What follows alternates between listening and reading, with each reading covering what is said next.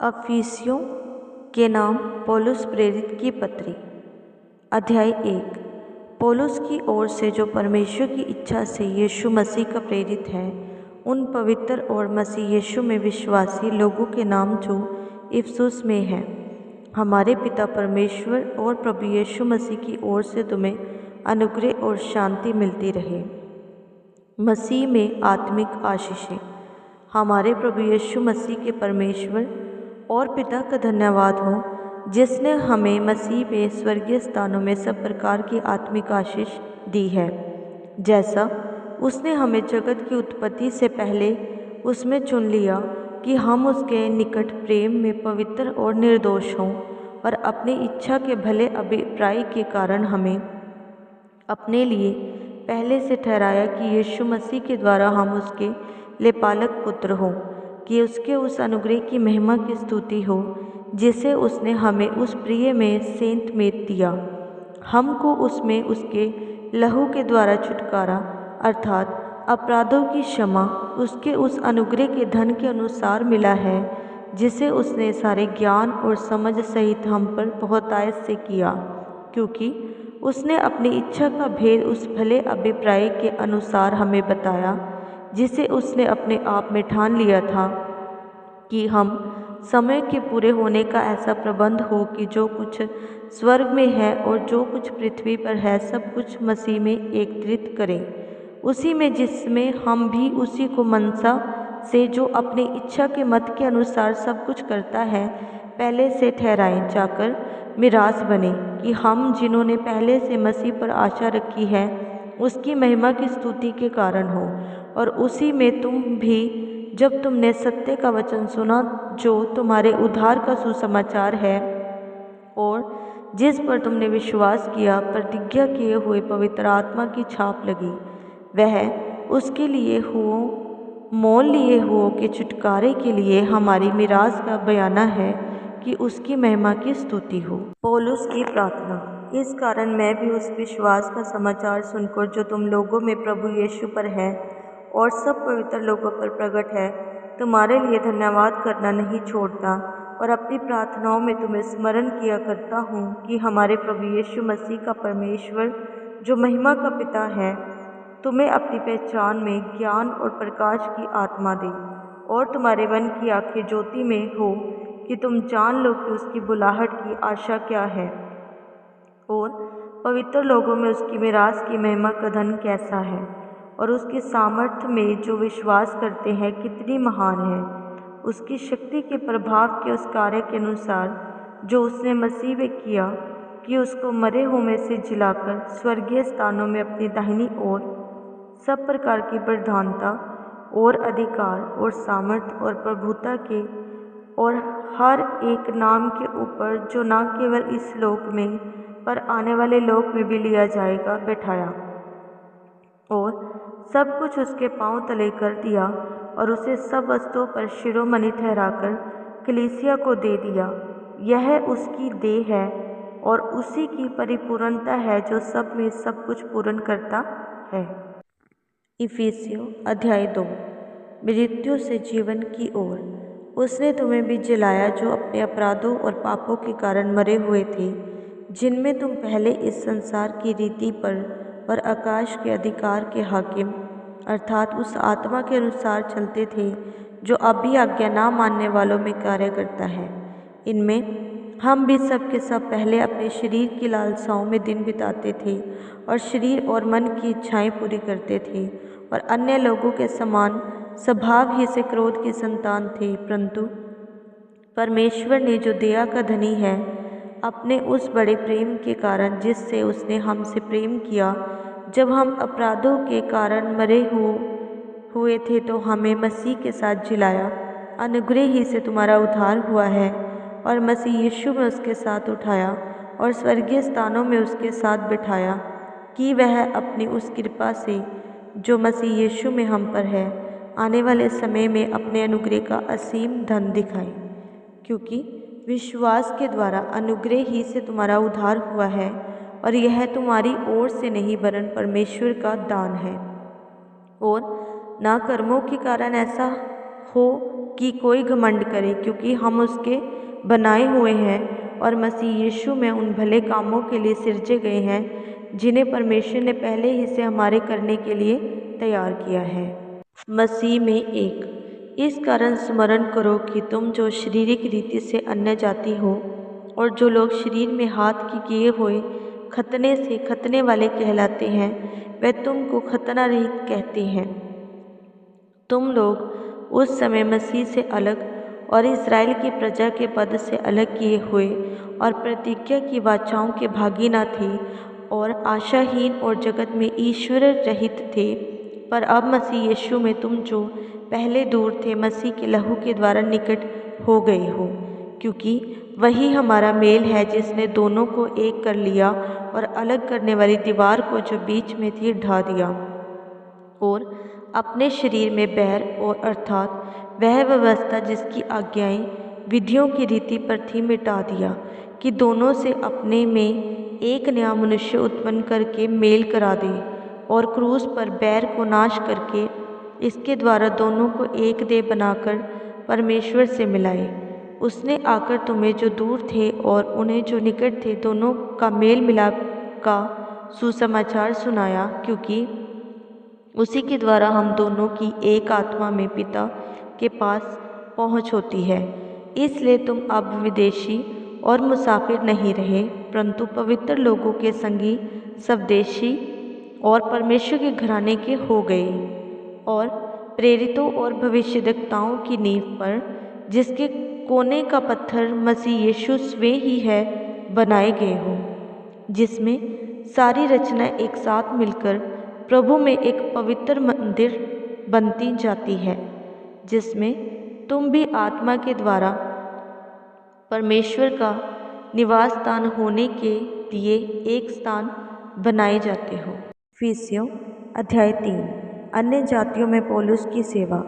इसी कारण मैं पौलुस, जो तुम अन्य जातियों के लिए मसीह यीशु का बंदी हूँ, यदि तुमने परमेश्वर के उस अनुग्रह के प्रबंध का सुसमाचार सुना हो जो तुम्हारे लिए मुझे दिया गया, अर्थात यह कि वह भेद मुझ पर प्रकाशन के द्वारा प्रकट हुआ, जैसा मैं पहले ही संक्षेप में लिख चुका हूँ, जिससे तुम पढ़कर जान सकते हो कि मैं मसीह का वह भेद कहाँ तक समझता हूँ, जो अन्य समयों में मनुष्य की संतानों को ऐसा नहीं बताया गया था, जैसा कि आत्मा के द्वारा हम अब उसके पवित्र प्रेरितों और भविष्यद्वक्ताओं पर प्रकट किया गया है, अर्थात यह कि मसीह यीशु में सुसमाचार के द्वारा अन्य जाति लोग मिरास में साझी और एक ही देह के और प्रतिज्ञा के भागी हैं। मैं परमेश्वर के अनुग्रह के उस दान के अनुसार जो उसकी सामर्थ्य के प्रभाव के अनुसार मुझे दिया गया, उस सुसमाचार का सेवक बना। मुझ पर जो सब पवित्र लोगों में से छोटे से भी छोटा हूँ, यह अनुग्रह हुआ कि मैं अन्य जातियों को मसीह के अगम्य धन का सुसमाचार सुनाऊं और सब पर यह बात प्रकाशित करूं कि उस भेद का प्रबंध क्या है, जो सबके सृजनहार परमेश्वर में आदि से गुप्त था, ताकि अब कलीसिया के द्वारा परमेश्वर का विभिन्न प्रकार का ज्ञान उन प्रधानों और अधिकारियों पर जो स्वर्गीय स्थानों में है प्रकट किया जाए, उस सनातन मनसा के अनुसार जो उसने हमारे प्रभु यीशु मसीह में की है, जिसमें हमको उस पर विश्वास करने से साहस और भरोसे के साथ परमेश्वर के निकट आने का अधिकार है। इसलिए मैं विनती करता हूँ कि जो क्लेश तुम्हारे लिए मुझे हो रहे हैं, उनके कारण साहस न छोड़ो, क्योंकि उनमें तुम्हारी महिमा है। मसीह का प्रेम।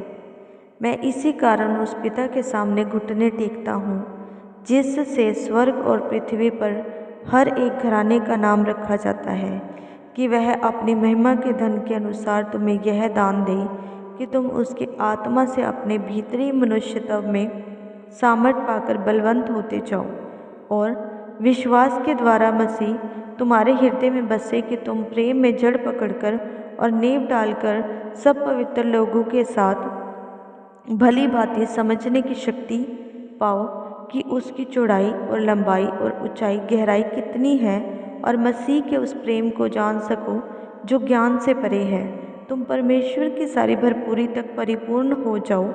अब जो ऐसा सामर्थ्य है कि हमारी विनती और समझ से कहीं अधिक काम कर सकता है, उस सामर्थ्य के अनुसार जो हम में कार्य करता है, कलीसिया में और मसीह यीशु में उसकी महिमा पीढ़ी से पीढ़ी तक युगानुयुग होती रहे। आमीन। की देह में एकता। इसलिए मैं जो प्रभु में बंदी हूँ तुमसे विनती करता हूँ कि जिस बुलाहट से तुम बुलाए गए थे उसके योग्य चाल चलो, अर्थात सारी दीनता और नम्रता सहित धीरज धरकर प्रेम से एक दूसरे की सह लो और मेल के बंधन में आत्मा की एकता रखने का यत्न करो। एक ही देह है और एक ही आत्मा, जैसे तुम्हें जो बुलाए गए थे अपने बुलाए जाने से एक ही आशा है, एक ही प्रभु है, एक ही विश्वास, एक ही बपतिस्मा और सबका एक ही परमेश्वर और पिता है, जो सबके ऊपर और सब के मध्य में और सब में है। पर हम में से हर एक को मसीह के दान के परिमाण के अनुसार अनुग्रह मिला है। इसलिए वह कहता है, वह ऊंचे पर चढ़ा और बंदियों को बांध ले गया और मनुष्य को दान दिए।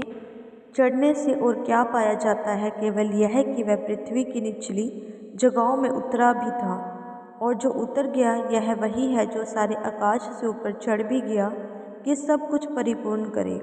उसने कुछ को प्रेरित नियुक्त करके और कुछ को भविष्यद्वक्ता नियुक्त करके और कुछ को सुसमाचार सुनाने वाले नियुक्त करके और कुछ को रखवाले और उपदेशक नियुक्त करके दे दिया, जिससे पवित्र लोग सिद्ध हो जाए और सेवा का काम किया जाए और मसीह की देह उन्नत पाए, जब तक कि हम सब के सब विश्वास और परमेश्वर के पुत्र की पहचान में एक ना हो जाएं और एक सिद्ध मनुष्य ना बन जाएं और मसीह के पूरे डील डोल तक ना बढ़ जाएं, ताकि हम आगे को बालक ना रहे जो मनुष्यों की ठग विद्या और चतुराई से, उनके भ्रम की युक्तियों के और उपदेश के हर एक झोंके से उछाले और इधर उधर घुमाए जाते हैं, वरन प्रेम में सच्चाई से चलते हुए सब बातों में उसमें जो सिर हैं अर्थात मसीह में बढ़ते जाएं, जिससे सारी देह हर एक जोड़ की सहायता से एक साथ मिलकर एक साथ कटकर उस प्रभाव के अनुसार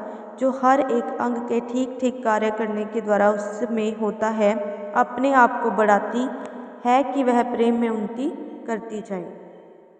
मसीह में नया जीवन। इसलिए मैं यह कहता हूँ और प्रभु में आग्रह करता हूँ कि जैसे अन्यजाति लोग अपने मन की अनर्थ रीति पर चलते हैं, तुम अब से फिर ऐसे ना चलो, क्योंकि उनकी बुद्धि अंधेरी हो गई है और उस अज्ञानता के कारण जो उनमें है और उनके मन की कठोरता के कारण वह परमेश्वर के जीवन से अलग किए हुए हैं और वह सुन होकर लुचपन में लग गए हैं कि सब प्रकार के गंदे काम लालसा से किया करें। पर तुम में मसीह की ऐसी शिक्षा नहीं पाई, वरन तुमने सचमुच उसी की सुनी और जैसा यीशु में सत्य है उसी में सिखाए भी गए कि तुम पिछले चाल चलन के पुराने मनुष्यत्व को जो भरमाने वाली अभिलाषाओं के अनुसार भ्रष्ट होता जाता है उतार डालो। अपने मन के आत्मिक स्वभाव में नए बनते जाओ और नए मनुष्यत्व को पहन लो, जो परमेश्वर के अनुरूप सत्य की धार्मिकता और पवित्रता में सिरजा गया है। इस कारण झूठ बोलना छोड़कर हर एक अपने पड़ोसी से सच बोले, क्योंकि हम आपस में एक दूसरे के अंग हैं। क्रोध तो करो पर पाप मत करो। सूर्य अस्त होने तक तुम्हारा क्रोध ना रहे और न शैतान को अवसर दो। चोरी करने वाला फिर चोरी ना करे, वरन भले काम करने में अपने हाथों से परिश्रम करे, इसलिए कि जिसे प्रयोजन हो उसे देने को उसके पास कुछ हो। कोई गंदी बात तुम्हारे मुंह से ना निकले, पर आवश्यकता के अनुसार वही निकले जो उन्नति के लिए उत्तम हो, ताकि उससे सुनने वालों पर अनुग्रह हो। परमेश्वर के पवित्र आत्मा को शोकित मत करो, जिससे तुम पर छुटकारे के दिन के लिए छाप दी गई है। सब प्रकार की कड़वाहट और प्रकोप और क्रोध और कलह और निंदा सब बैरभाव दूर करके एक दूसरे पर कृपालु और करुणामय हो, और जैसा परमेश्वर ने मसीह में तुम्हारे अपराध क्षमा किए, वैसे ही तुम भी एक दूसरे के अपराध क्षमा करो। अध्याय 5। ज्योति की संतान बनो। इसलिए प्रिय बालकों के समान परमेश्वर का अनुकरण करो और प्रेम में चलो, जैसे मसीह ने भी तुमसे प्रेम किया और हमारे लिए अपने आप को सुखदायक सुगंध के लिए परमेश्वर के आगे भेंट करके बलिदान कर दिया। जैसा पवित्र लोगों की योग्य है वैसा तुम में वे विचार और किसी प्रकार के अशुद्ध काम या लोभ की चर्चा तक ना हो, और ना निर्लज्जता, ना मूर्खता की बातचीत, न ठट्ठों की, क्योंकि ये बातें शोभा नहीं देती, वरन धन्यवाद ही सुना जाए। क्योंकि तुम यह जानते हो कि किसी व्यभिचारी या अशुद्ध जन या लोभी मनुष्य की जो मूर्ति पूजक के बराबर है, मसीह और परमेश्वर के राज्य में मिरास नहीं। कोई तुम्हें व्यर्थ बातों से धोखा ना दे, क्योंकि इन्हीं कामों के कारण परमेश्वर का क्रोध आज्ञा ना मानने वालों पर भड़कता है। इसलिए तुम उनके सहभागी ना हो, क्योंकि तुम तो पहले अंधकार थे परंतु अब प्रभु में ज्योति हो। अत ज्योति की संतान के समान चलो, क्योंकि ज्योति का फल सब प्रकार की भलाई, धार्मिकता और सत्य है। और यह परखो कि प्रभु को क्या भाता है।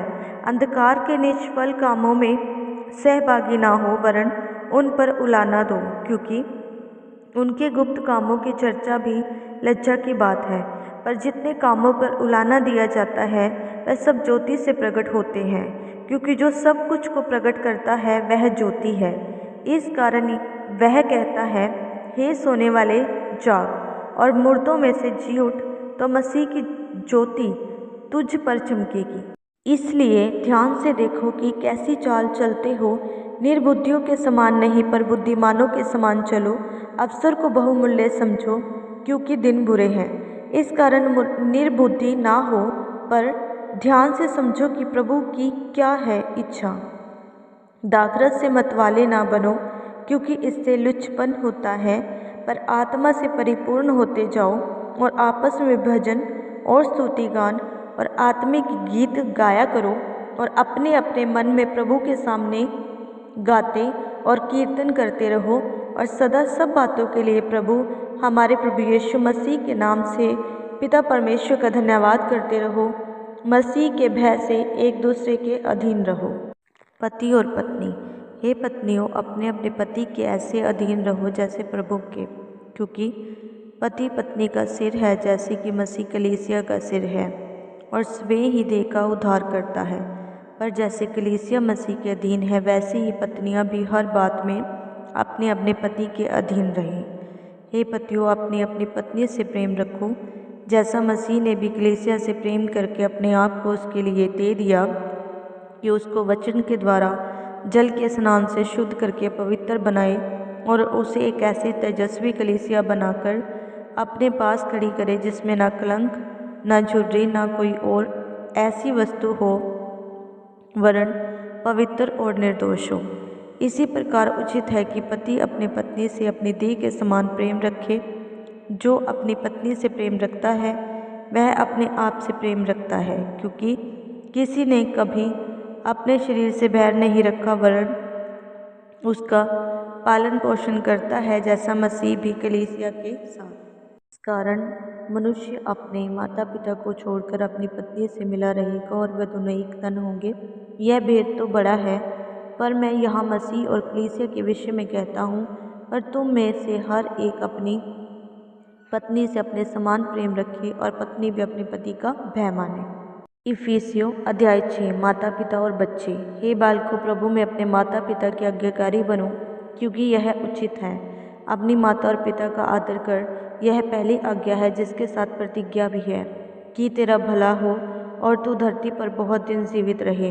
हे बाल बच्चों, अपने बच्चों को रीस ना दिलाओ, परंतु प्रभु की शिक्षा और चेतावनी देते हुए उनका पालन पोषण करो। स्वामी और दास। हे दासों, जो लोग इस संसार में तुम्हारे स्वामी हैं, अपने मन की सिधाई से डरते और कांपते हुए, जैसे मसीह की वैसे ही उनकी भी आज्ञा मानो। मनुष्य को प्रसन्न करने वालों के समान दिखाने के लिए सेवा ना करो, पर मसीह के दासों के समान मन से परमेश्वर की इच्छा पर चलो। सेवा को मनुष्य की नहीं परंतु प्रभु की जानकर सच्चे हृदय से करो, क्योंकि तुम जानते हो कि जो कोई जैसा अच्छा काम करेगा, चाहे दास हो चाहे स्वतंत्र, प्रभु से वैसा ही पाएगा। स्वामियों, तुम भी धमकियां देना छोड़कर उनके साथ वैसा ही व्यवहार करो, क्योंकि तुम जानते हो कि उनका तुम्हारे दोनों का स्वामी स्वर्ग में है, और वैसे का पक्ष नहीं करता, और वह किसी का पक्ष नहीं करता। आत्मिक युद्ध के हथियार। इसलिए प्रभु में और उसकी शक्ति के प्रभाव में बलवंत बनो। परमेश्वर के सारे हथियार बांध लो कि तुम शैतान की युक्तियों के सामने खड़े रह सको, क्योंकि हमारा मल्लयुद्ध मांस और लहू से नहीं, परंतु प्रधान से और अधिकारियों से और इस संसार के अंधकार के हाकिमों से और उस दुष्टता की आत्मिक सेनाओं से है जो आकाश में है। के सारे हथियार बांध लो कि तुम बुरे दिनों में सामना कर सको और सब कुछ पूरा करके स्थिर रह सको। इसलिए सत्य से अपनी कमर कसकर, धार्मिकता की झिलम पहनकर, पाँव में मेल के सुसमाचार की तैयारी के जूते पहनकर, इन सब के साथ विश्वास की ढाल लेकर स्थिर रहो, जिससे तुम उस दुष्ट के सब जलते हुए तीरों को बुझा सको। और उद्धार का टोप और आत्मा की तलवार जो परमेश्वर का वचन है ले लो। हर समय और हर प्रकार से आत्मा में प्रार्थना और विनती करते रहो। इसलिए जागते रहो कि सब पवित्र लोगों के लिए लगातार विनती किया करो। मेरे लिए भी कि मुझे बोलने के समय ऐसा प्रबल वचन दिया जाए कि मैं साहस के साथ सुसमाचार का भेद बता सकूं, जिसके लिए मैं जंजीर से जकड़ा हुआ राजदूत हूँ, और यह भी कि मैं उसके विषय में जैसा मुझे चाहिए साहस से बोलूं। अभिवादन। तुखिकुस जो प्रिय भाई और प्रभु में विश्वास योग्य सेवक है, तुम्हें सब बातें बताएगा कि तुम भी मेरी दशा जानो कि मैं कैसे रहता हूँ। उसे मैंने तुम्हारे पास इसलिए भेजा है कि तुम हमारी दशा को जानो और वह मनों को शांति दे। पिता और प्रभु यीशु मसीह की ओर से भाइयों को शांति और विश्वास सहित प्रेम मिले। जो हमारे प्रभु यीशु मसीह से सच्चा प्रेम रखते हैं, उन सब पर अनुग्रह होता रहे।